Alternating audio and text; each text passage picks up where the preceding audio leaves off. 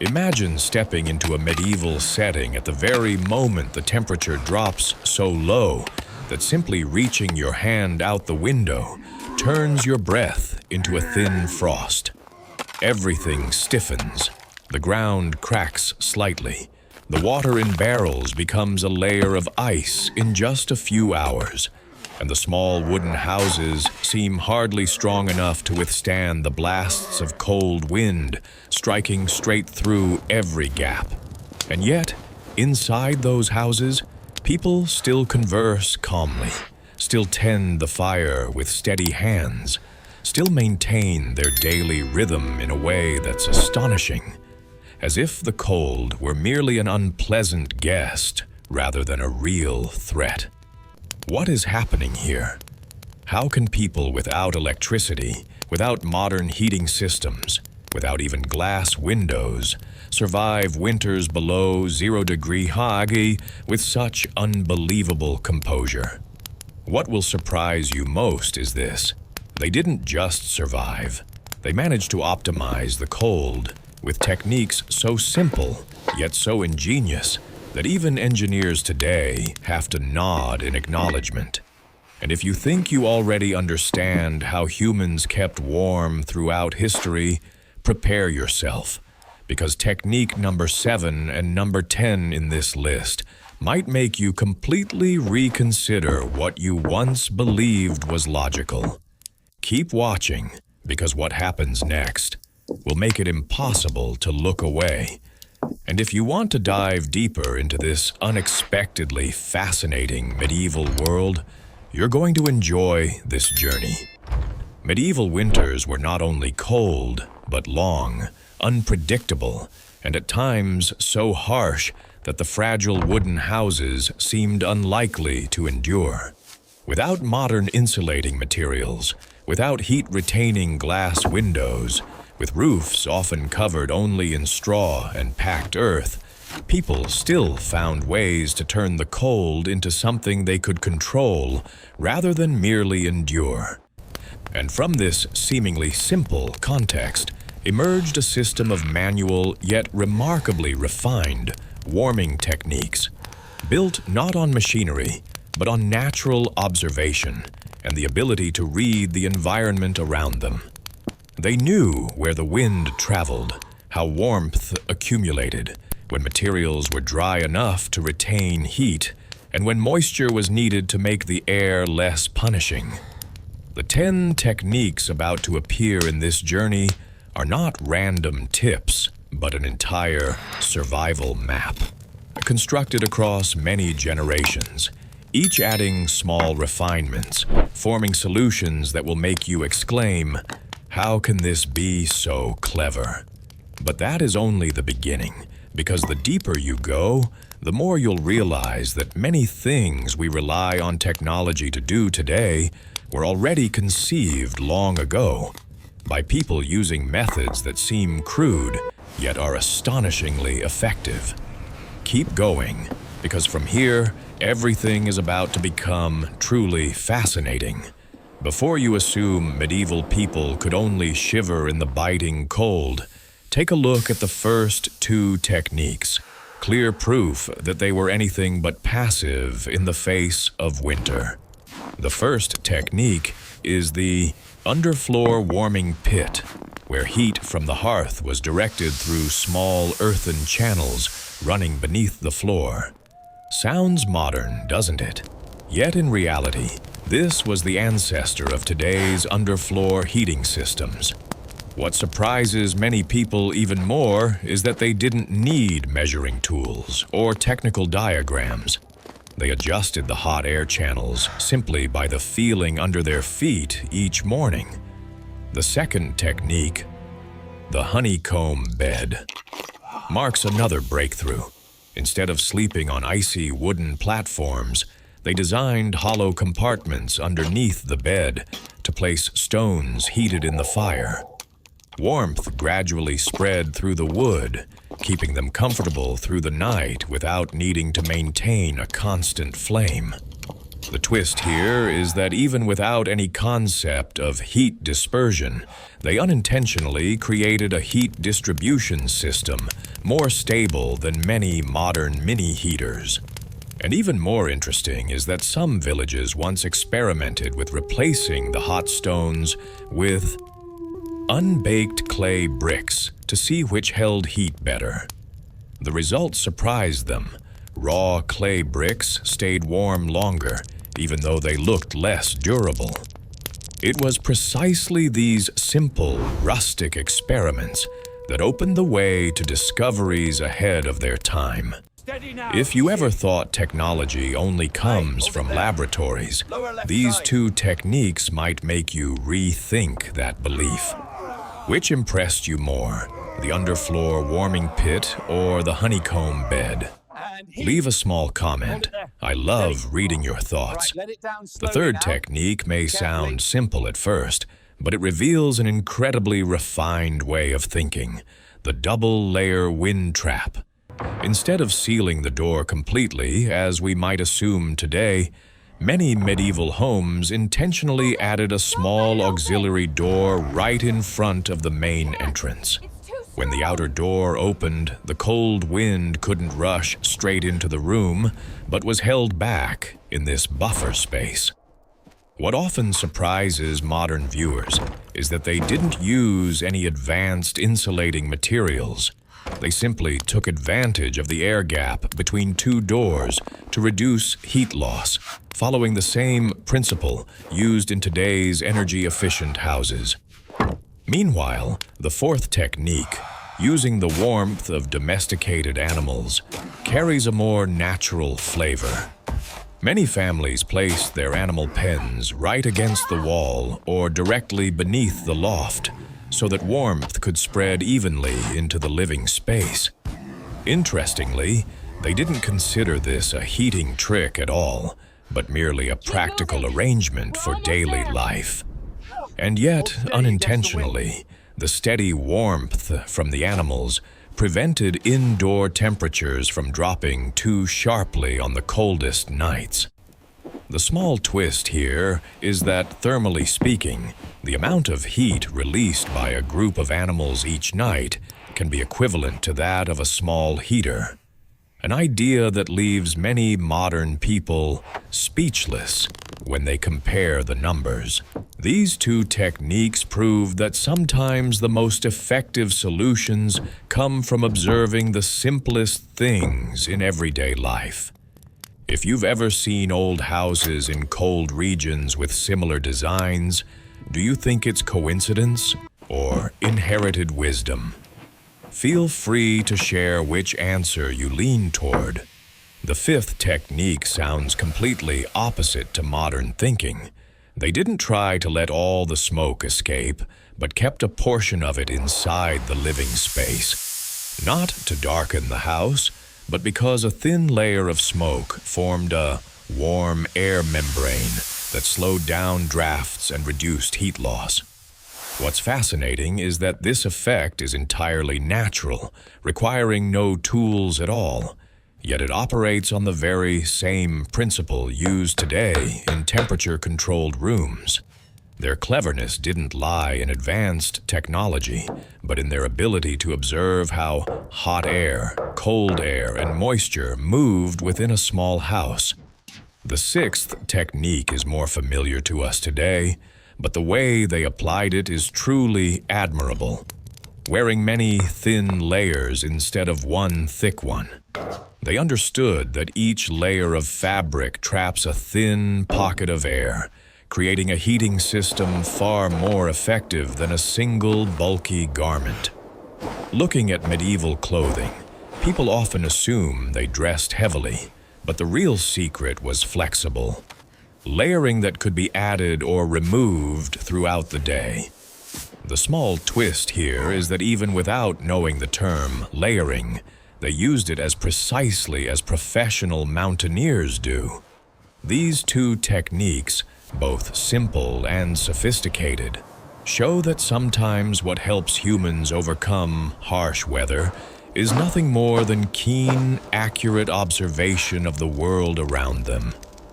The seventh technique is one of those secrets that can make modern people pause, because it completely contradicts the way we design houses today. Instead of placing the fireplace against a wall, as is commonly done now, many medieval communities chose to place it right in the center of the house. At first glance, this seems unreasonable. It takes up space, is difficult to move around, and easily blocks the view. Yet it is precisely this counterintuitive placement that created superior heating efficiency. When the hearth stands in the center, heat disperses evenly in all four directions, isn't absorbed by cold stone walls, and isn't pushed off course by passing drafts. People of the time called it the heart of the home, where family members gathered, warming themselves while intuitively sensing the rhythm of the house. The mystery here lies in this. Many old records say that simply by looking at the color of the firelight reflected onto the wooden ceiling, village elders could predict whether the wind would change direction that day. Obviously, that wasn't some mystical ability. It was experience accumulated through dozens of winters. Yet their accuracy still impresses many people today. Some legends even say that certain families could tell how low the temperature would drop at night just by listening to the breathing of the hearth. Though wrapped in myth, those stories reveal one thing clearly. They turned the fireplace into a tool for communicating with the environment, not merely a source of warmth. If you had to choose between a centrally placed hearth or one positioned against a wall, which do you think is more effective? Feel free to share a small thought in the comments. I'm genuinely curious whether your instinct leans toward logic or toward the traditional wisdom of the old ways.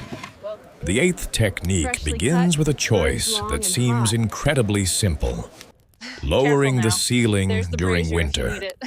In medieval wooden houses, a low ceiling wasn't a sign of cramped living. It was a deliberate heat retention strategy. When the space above is reduced, warmth can't rise too high, and instead stays right where the household needs it most. Interestingly, many families would even temporarily stretch a thick cloth or hang compressed bundles of straw to lock the warm air just beneath the ceiling, creating a noticeably cozier feel compared to the house's summer layout. But the real highlight appears in the ninth technique, insulating straw, along with the story that set an entire village buzzing.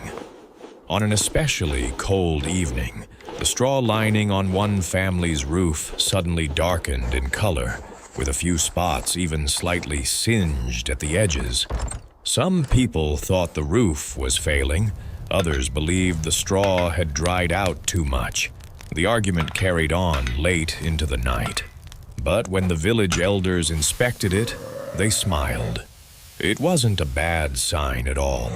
It was a sign that the straw had reached the ideal moisture level for optimal heat retention.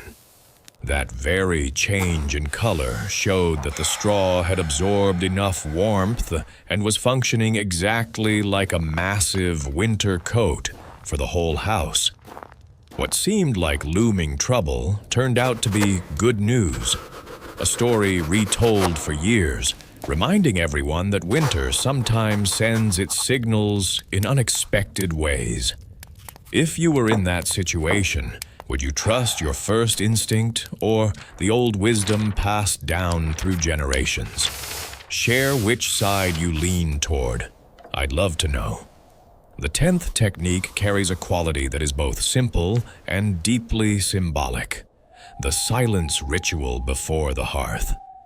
Each morning, when the cold is so sharp that frost still clings to the straw roof, the entire family speaks no words, makes no move to light the fire, and simply stands around the hearth for several dozen seconds in complete stillness. At first glance, It sounds like a spiritual custom, but the twist lies here. That very silence determined whether the day's fire would burn steadily and keep the entire house warm. People of old believed that before lighting the flame, they had to listen to the house. Listen to the wind slipping through the cracks, to the wood contracting from the cold, to the faint breathing of last night's ashes. A single draft from the wrong direction could cause the fire to die quickly or burn unevenly. But if they sensed correctly, the flame would flare up steady and strong in a way that felt almost uncanny. What's even more fascinating is that in many folk legends, families were said to have survived extraordinary winters simply by following this ritual with absolute precision. And you'll understand the real reason, more scientific, more logical, when we enter the next climax. But before that, try answering a small question. If you had to light a fire under such harsh conditions, would you place your trust in speed or in stillness? Share a thought. I'd truly love to know how you feel. That winter became the harshest test for all 10 heating techniques. First came the shift in wind direction.